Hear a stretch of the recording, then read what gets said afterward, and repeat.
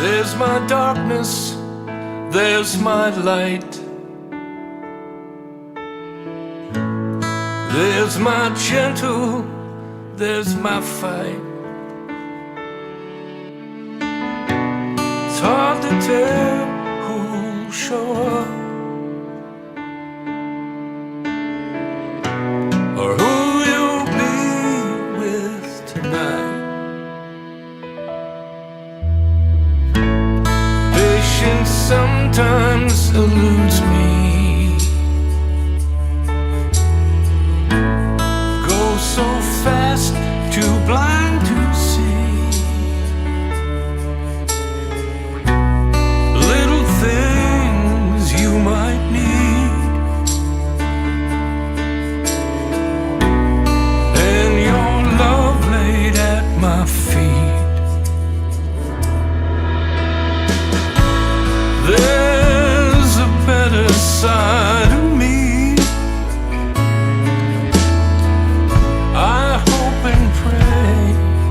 That's who you'll see today.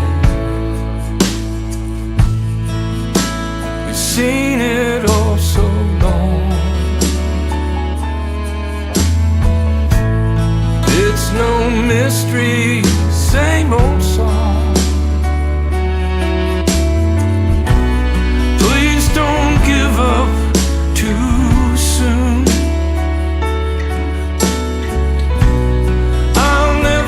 Up on you.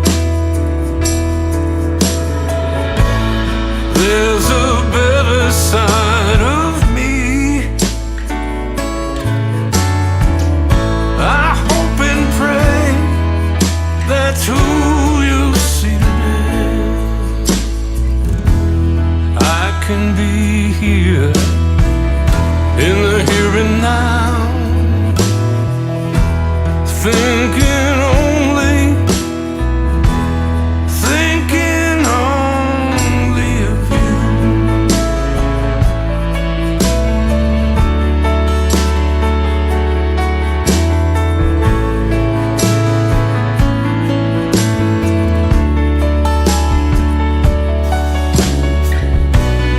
Sometimes I'm just afraid.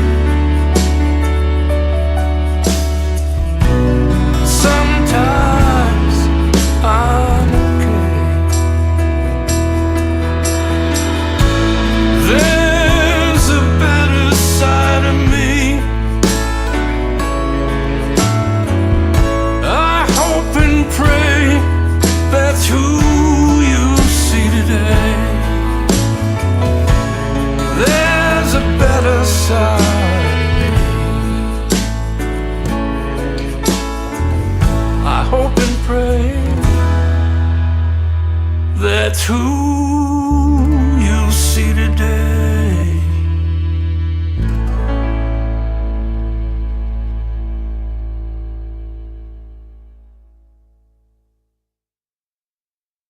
Well, welcome, everyone. We're so excited to have John McAndrew join us today.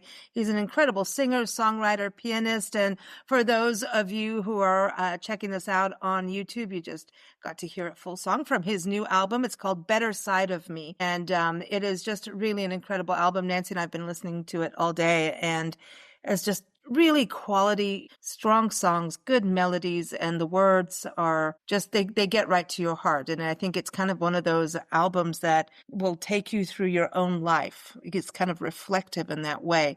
But it's out now through Quarto Valley Records. We've covered a lot of musicians that record with them, and with good reason. So check out johnmcandrew.com. So welcome to the show, John. How are you? Well, thank you, Lisa. Thanks for listening. Thanks for taking time to talk to me about the album. I just feel really fortunate to be in the position that I am in right now, and with this record. We just love it. I think it's a fantastic record. As I was saying, we're both like, this is good. You just settle right into it. And it's a listening record too. And something that you'll just keep playing over and over. I think when I said it's reflective on life, did you set out to do that? Or is it just for me? everybody listens differently and gets something different from an album, which is fantastic. That's the beauty of art. But for me, it feels reflective. It feels like you can go back into times in your life and some of the songs just hit home that way. Well, it absolutely is reflective. And I'm always a sucker when I'm watching a movie, Lisa, when it says based on a true story. Something about that.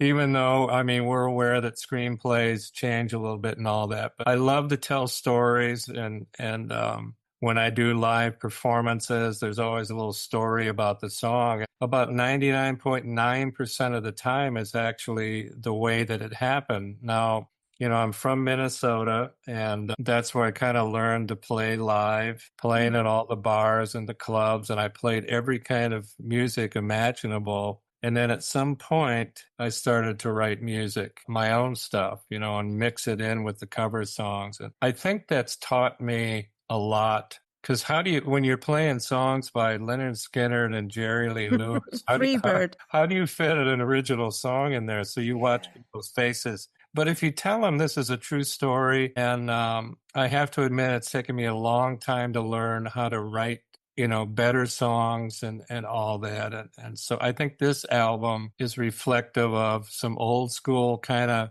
James Taylor, singer, songwriter, storyteller stuff. And I'm glad we got that message through you. Yeah, definitely master storytelling here. And, I remember, just as a kid, even getting into musicians like Simon and Garfunkel, which I'm not saying you sound like them, but it's that quality.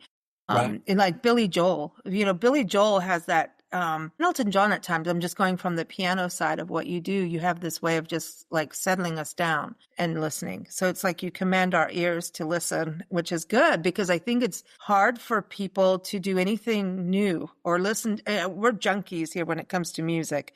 It's like, bring it. Something's new. We want it. We want to hear it. That's the fun thing about Spotify, but there's other things we don't want to talk about regarding that Spotify, but you get to learn and listen to, we create playlists all the time. And I'm always like, we always do some kind of fun, silly theme of whatever's going on in the world. And you find all these new people and you're like, oh man, listen to this. But I think it's really hard to get people, like you're saying, if you're in a bar, I mean, I did that for a few years and it just became like, how loud do I have to sing over beer bottles and shrieks and drunk laughter, and then you do get their attention and then someone's falling down, I'm not saying that I haven't had that moment myself, but you know what I mean?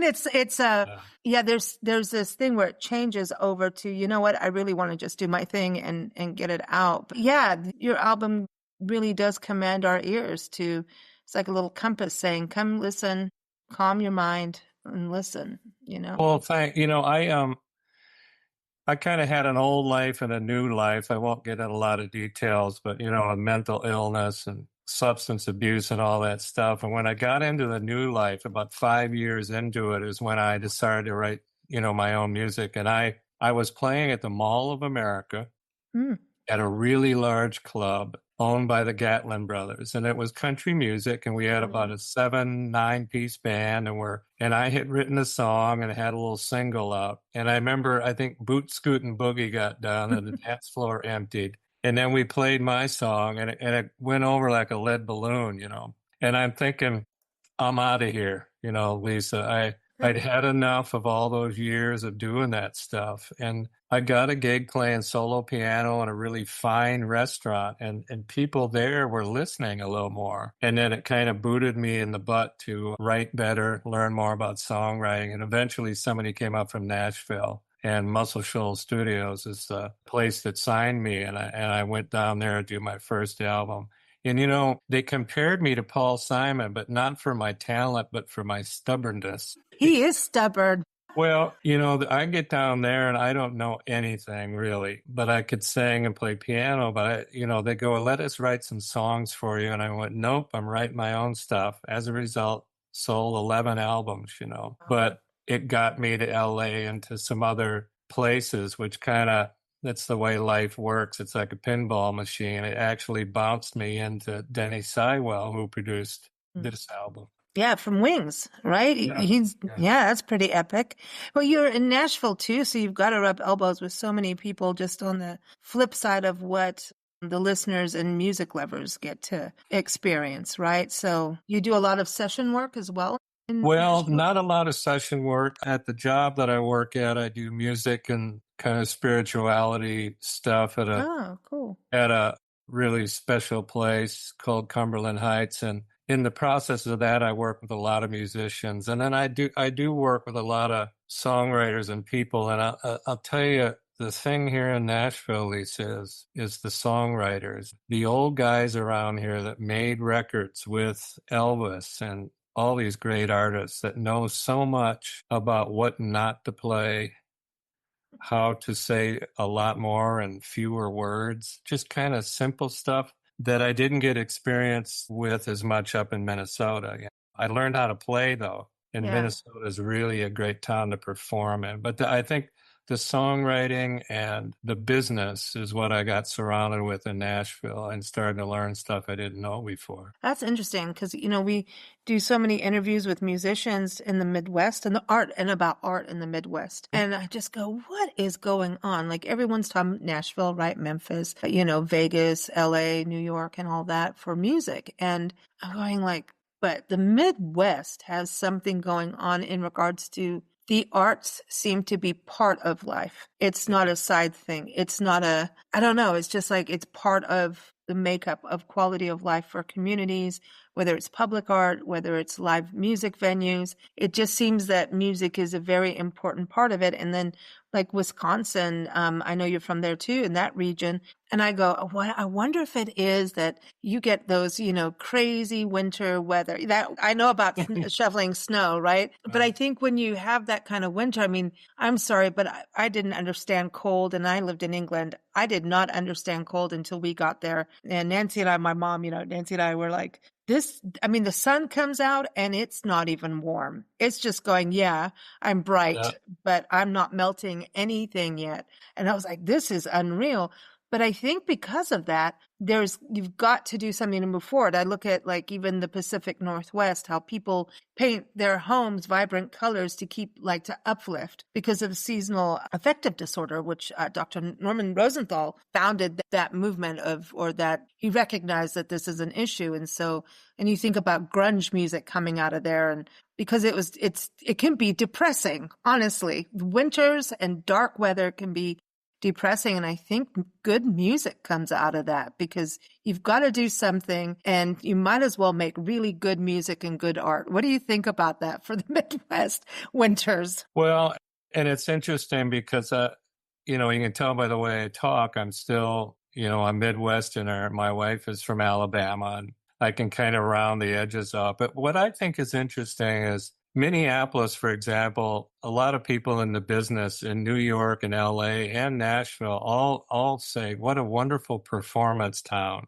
because people can play music, all kinds of music, and people support it and pay money. It's the same way. I mean, I was going to be an artist kind of out of high school before I got into music, and I lived in Pittsburgh back then, and I didn't feel the same community kind of thing. And I wish I could explain what it is, why Dylan, and Greg Brown is a great folk singer from the Midwest.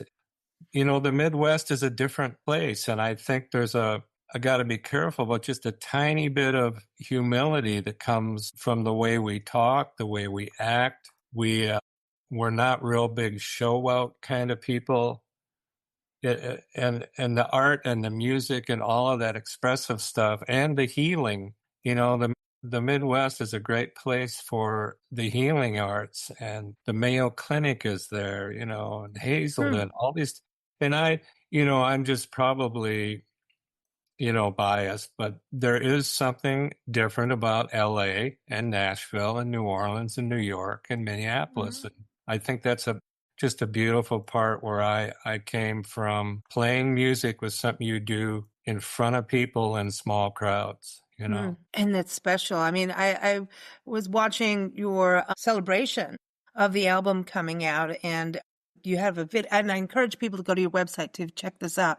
Go to johnmcandrew.com, and that's MC for McAndrew. So johnmcandrew.com, and you can see Better Side of Me. You performed at the Kulex, everyone says it different, Kulex Woodshed, and I loved watching that. And then you had the founder of Quarto Valley Records get up and just talk a little bit, and just to Yeah. see it perform. And I know Fernando Perdomo was there, and he's been on the show a few times. He's done a lot of work with some of the musicians who come on the shows, like Dave Kersner and just a number of people.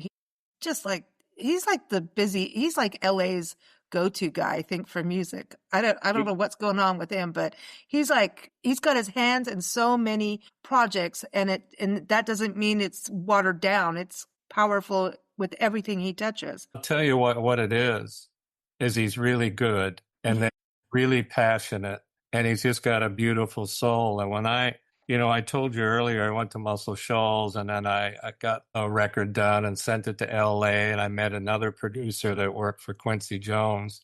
And Mm. she ultimately introduced me to Denny Seiwell probably well over 25 years ago. And we've become friends. And I've done, maybe 10, 11 album projects. And I was going to do another one with a producer in LA who's in the film industry named Ken Polk. And something happened to Ken's hand and he got it injured. I'd already made my airfare and plans to go to LA to do the record. We had to cancel it.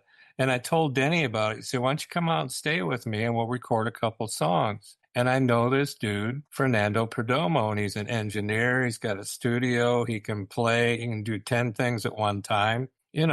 What a deal. And we went to the studio and we were going to record 2 songs. And they were Only You and Up on River Road, the first 2 songs Ooh. on the record. And what you hear in that album is the basic tracks plus maybe 1 or 2 overdubs. And Denny looked at me and went, what? Let's do a whole album. And that's when I started to figure out, well, Denny, his experience, my God, he's played with, McCartney and Liza Minnelli, and Billy Joel produced him. And so Wow. Denny's expertise, and then Fernando, I can't explain to Fernando. And if folks go to watch the videos, I deliberately did a little section in that concert, which is just me and Fernando, so that he can just rip it up, and show his talent. So he's really good, as you know, Lisa. But what a heart and what passion for music.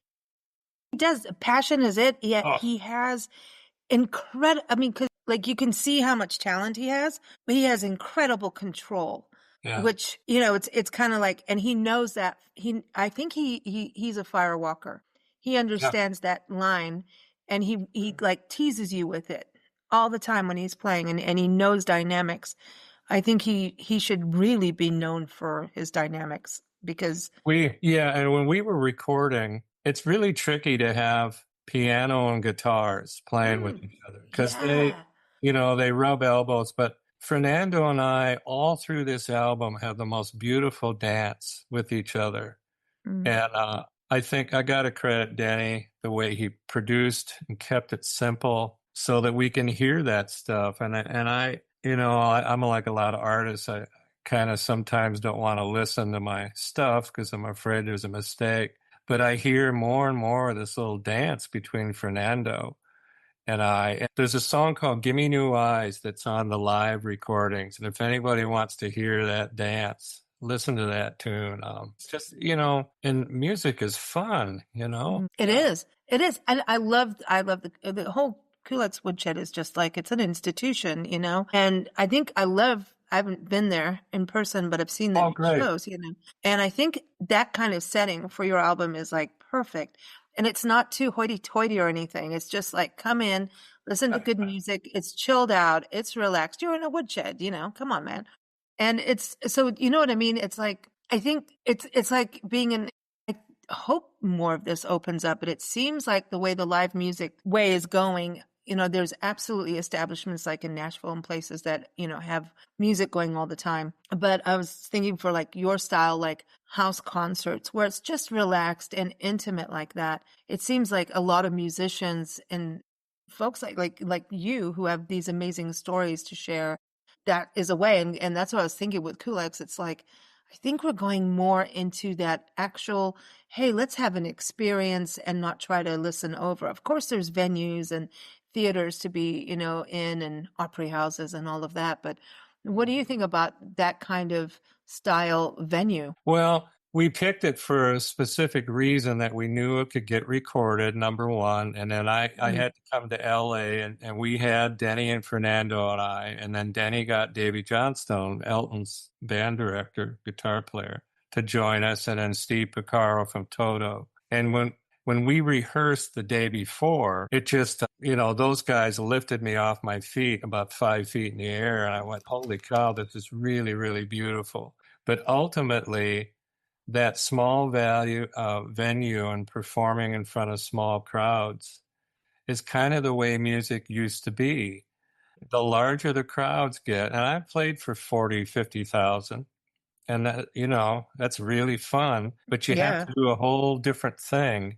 And nowadays, when you've got 50,000 people or 25,000, you got to sell them t-shirt. Everybody's going to want to make some money off it. So there gets to be quite a lot of sideshow stuff going on. And that's all fine also. But I kind of, to come full circle, Lisa, a long time ago, I was doing theaters, like 800-seat theaters, and my agent, Ed Keene, who was still doing that. That's really comfortable for me. And I used to close with a song called Small Crowds. And I remember sending it to a record label, and the response is, that's really a dumb idea, because they're Nice. just thinking about profits, and Yeah. that's really good. I'd love to make some money, but ultimately, I think the connection, I think it's almost like an example of when you're right in front of somebody and you're talking to each other, you can hear each other a lot better. And the connection is stronger. There's more bandwidth available the smaller the crowds are. And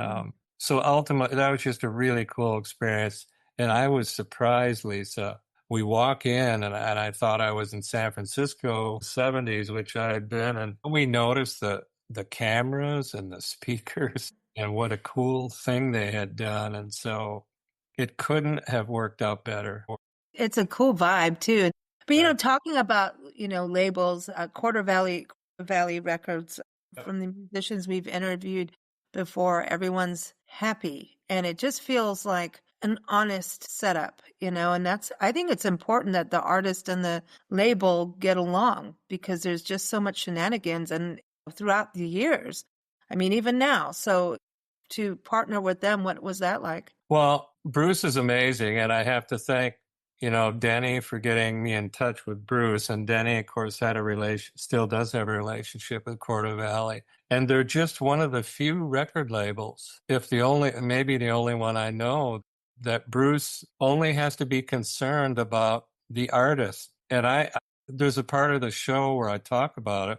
He really wants us to get our music out and help people like us. And he's fortunate enough to be able to do that. And so it kind of blows my mind every day. The fact that we're talking with each other, that he's hired a really good staff to do the promotion, to get the music out, some old experienced folks, that know what they're doing. And that's the reason you and I are talking, is because of Bruce's commitment, and when I talk about it, I mean, I'm really fortunate, and to be a part of that roster. All those guys are so great. Because they cover a little bit of everything, like blues and, a little bit of everything. And you have had it just, they're into really good music, but you can't just be, here, I'm a great talent. You've had to put in your effort over the years. It just seems that they're very much like, you've got to be serious. Don't be, because at the beginning, sometimes when you're really good, not you specifically, but like at the beginning of a career, there's a dance between the music and the ego at that point. If you're really good and everybody's like, wow, especially if you're very young, that can happen. I mean, I've played with different guitarists. I'm just like, dude, you're not getting the whole song. It's about, you're just into your solo, and there's so much more than your damn solo. You know what I mean? And the rest of the band needs to be part of this. So it's kind of, I think that they kind of demand you be beyond that stage, way, way, way beyond that stage, and that you've worked it, that you are committed to your craft. And they pick that up with the musicians that they cover and that they work with. You have to be up there and being professional and good at your music. Yeah. There's some elements in the mix, the gumbo of this thing. Having gone to Muscle Shoals and then to LA, I've been around a bunch of people that have a lot of experience, that are really talented, and that's their purpose in life, And my purpose is much more than just making music. It's about, I think, trying to tell stories that people can relate to, maybe heal a little bit. I'm such a proponent of the power of music to heal, and the science is backing that nowadays. We know dementia affects every part of the brain except the part that remembers the music, a song and the time. And so there's so many great musicians. And so I had to find a little niche, and I didn't look for it, but just what could be healing about this particular message or this particular song or the groove of it. And so when you get a bunch of guys like you see in that band, that's playing at Kulak's Woodshed, I just feel that that's kind of our purpose for that night, and I feel like that's kind of my purpose with my music, and I'm kind of sticking to it now. It might be a small niche. It's sort of Americana-ish. That's kind of the guy I am on the label. But if that's getting across, Lisa, God, what an accomplishment, Well, to me, it's very soulful, and it's got a spiritual touch to it, but not over spiritual, so it doesn't run you off, You know what I mean? So it's approachable. It's very approachable and accessible. That's the beauty of it to me. Yeah, and you got to be careful to kind of tell folks what you do for yourself, because I don't know what you should do for you. Exactly. The word, there's a friend of ours, Shelley Wizen, is on our podcast. She's a life coach, transformational life coach. And she said one of the words that she would love to see banned in the world is should, the shoulda, because, and then she says, as you say, it's like you're going to shit on yourself. I said shit on yourself, not the other one. And she's like, but that word, and I think that's funny because we're actually recording on National Shoulda Coulda Day, and which beautiful. I know, because it's the should. Who's to tell anybody should? And if you're telling yourself that, it's all negative, man. Just move on. The way whatever happened is what happened for whatever reason, right? Yeah. And I think it'll just, even if you try to change it, it's just going to come back. It's like you can't.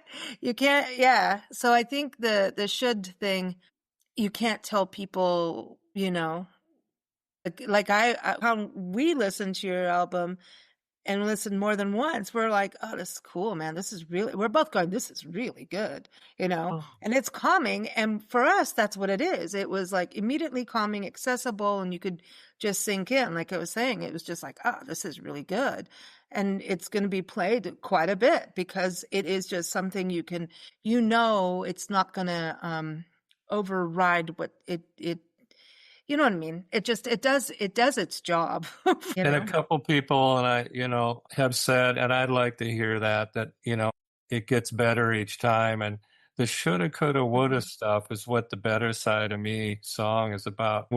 Denny and I and Fernando, we recorded 17 tracks total, and I made 2 or 3 trips to LA, and then we did some stuff from my studio here, but we had 17 tracks and not a title for the record. And Denny's tough. He's a tough guy to sell. He's heard it all. And I'd write a couple songs thinking this is a doozy. And he'd go, nope, And so at the very last minute where I work out at Cumberland Heights, which is the song Up on River Road, is about a great place called Cumberland Heights. People can look that up. But I wrote The Better Side of Me in about 10 minutes. And it was about this shoulda, coulda, woulda is all fine. But at the end of the day, I'm a human being, and I fall down and make some mistakes. But at the end of the day, I kind of look at all that, and hopefully you saw the better side of me, somewhere. I didn't get stuck in this shoulda, coulda, woulda. And I think for me, it's a big part of this learning the art of imperfection. There's lots of terms for it, but just being a human being, and we can always get better.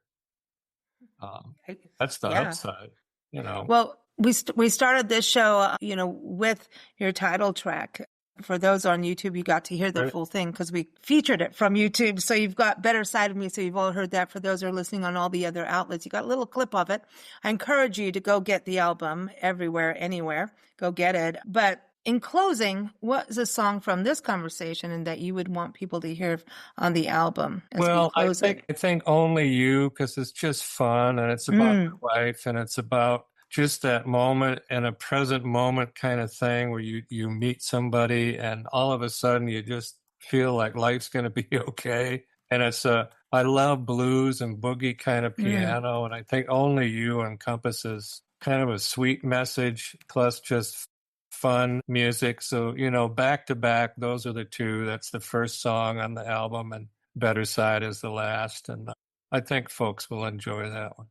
Yeah, no, I love it. I do too. And Up on River Road's one of my favorite too. Yeah, yeah.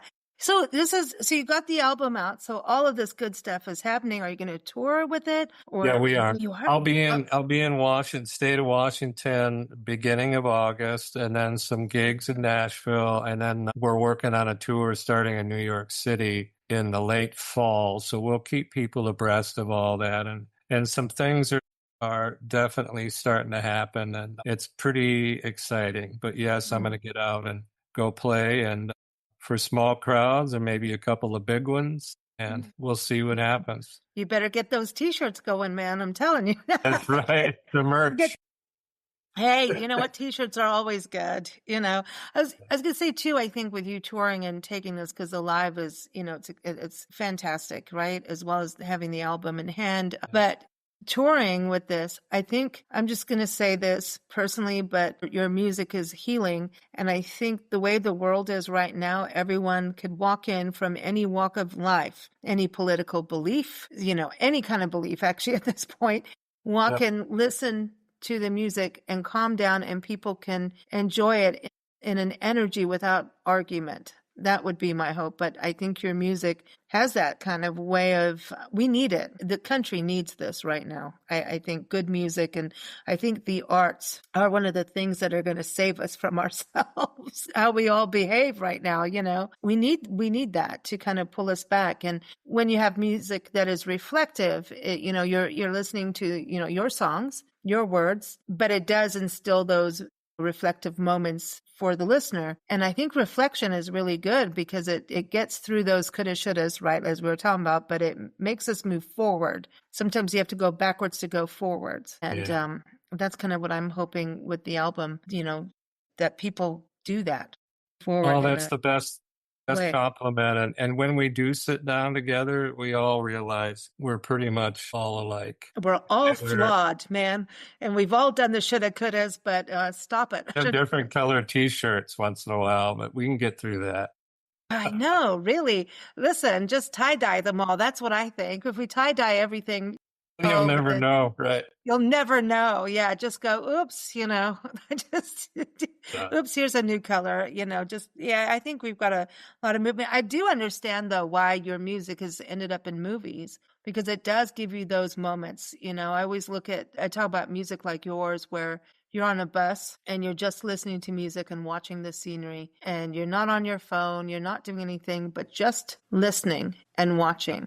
And I think movies always need those moments, and your music has that for movies. Do you did you write for them, or when you do soundtrack work, are you writing for that, or do they come to you and go, I want to use this song? In a very rare case I have, but generally it's been songs that I've already done, that fit the mood or the tempo of the song. And, I wrote a song a long time ago for General Colin Powell called One Little Red Wagon, which was about his organization, a beautiful thing that helped kids. I sat on it for years, and then all of a sudden the movie One Little Red Wagon came out about Zach Bonner.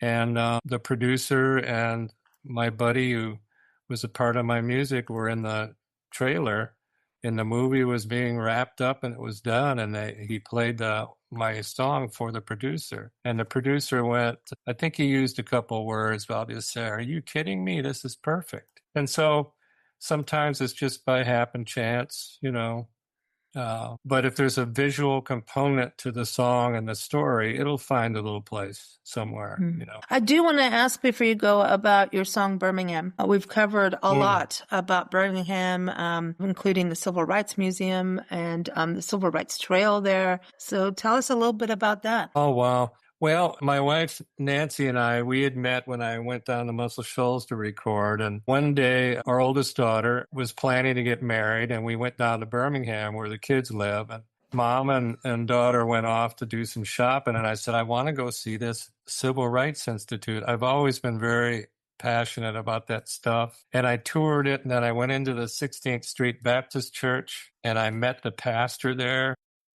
And I left there just full of stuff. And at that time, I was living long distance. I was still in Minnesota, and Nancy was in Nashville. And I wrote that song, and I went to LA, interesting enough. And Morgan Ames produced that song. And then that's where I got introduced to Denny Seiwell. But I wrote Birmingham. We recorded it, and I brought it down to the 16th Street Baptist Church. And I said, I called him. I said, I got this song I want to play for you that I wrote about. And I remember knocking on the door, Lisa, and the pastor and another gentleman answered the door, both African Americans. And the first thing they said to me is, "You're white." And I said, That's funny, because I was thinking that too, just saying. And my buddy Barry McNeely was one of the fellas. He said, I wish I had written that song. I said, well, here it is, and that started many years of singing at that church, doing events, learning more about Fred Shuttlesworth and the city of Birmingham. And I still have a real strong connection, to what those folks did back then, and so I'm really glad you brought that up. It's I'm really proud of that, and I got to credit Morgan Ames for the vocals and the choir and all that stuff that she put together in LA. I think this is part of it. It's part of our National Park Service. The whole Birmingham Civil Rights Trail. I actually helped. We were doing shows about getting it to be part of NPS, the National Park Service, and it did. And when the travel writers, Debbie Stone, went down there and she covered this and went into the church. And when Debbie goes to a place, she's like, she if she could write a book about each place, she would, because she just falls in love with all the history and wants it to be told. I remember doing it, and it was so wild. The day her podcast was scheduled to air was like literally within hours of it actually becoming part of our National Park Service to protect it federally. And what's happening with our Park Service is a little sad right now with funding cuts and things like that. But this again is where music prevails and the arts prevail. The arts always tell history, and it tells the truth, I believe, more than any medium, because things can burn down, things can happen, but people remember songs. They remember, like you were talking about that earlier, anything can happen in life, and a song will stay with you. An image can burn in your brain forever, in your heart. Arts do everything. And so I think it's so cool that you were inspired to write that, and that you did, and that it's kept going, it'll always keep going. Yeah. It's fantastic. Yeah. One of the lines in the song, and they did some stuff with kids in the schools, is the sun will always shine down on Birmingham, which is an analogy for the truth.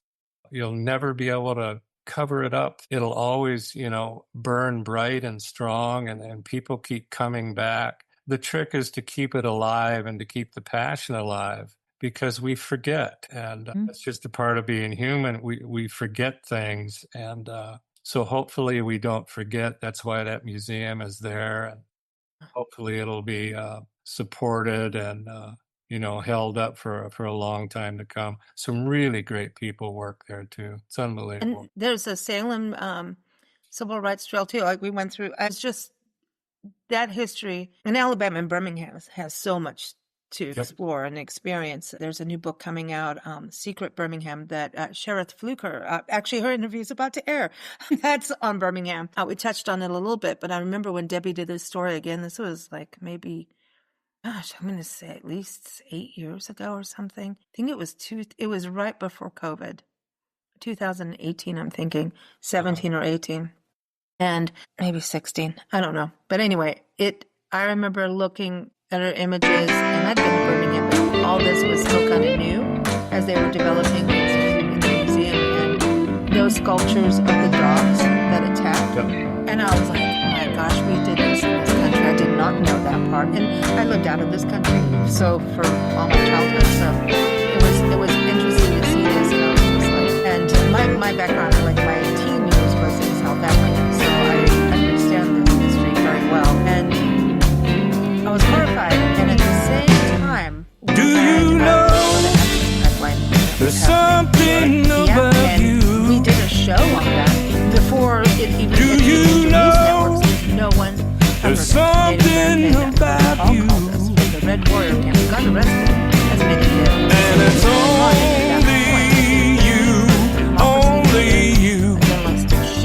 She was one national. You're like a shooting star, a purple moon, only you. And I knew the minute I laid eyes on you. And I knew the minute I laid eyes on you. Only once, only you. You're like a shooting star, a purple moon, only you. For the first time in my life, I feel this thing. Never in my life did my heart wanna sing, sing, sing. You're all I want, you're all I need, only you.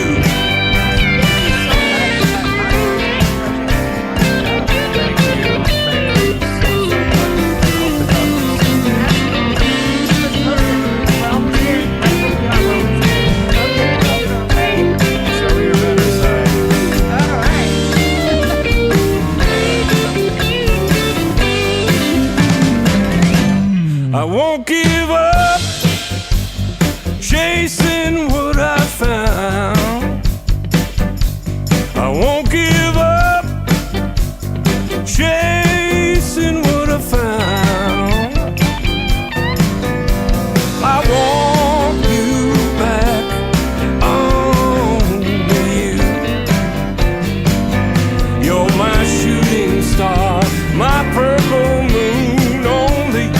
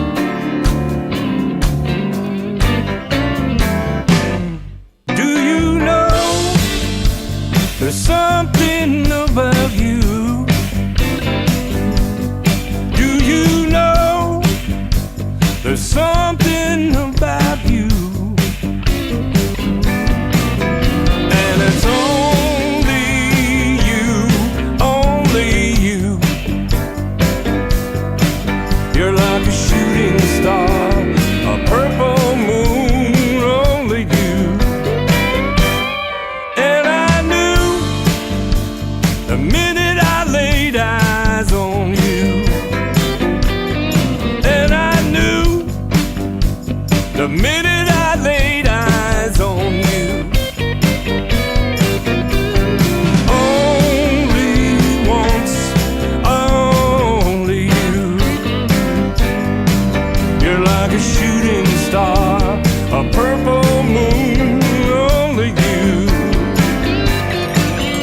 For the first time in my life, I feel this thing.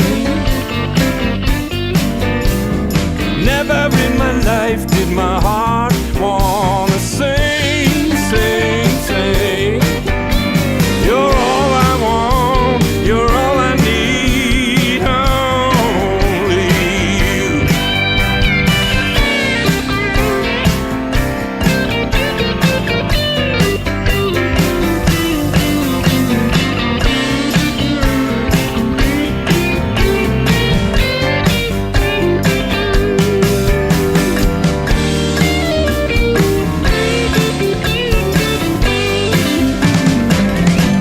I won't give up chasing what I found. I won't give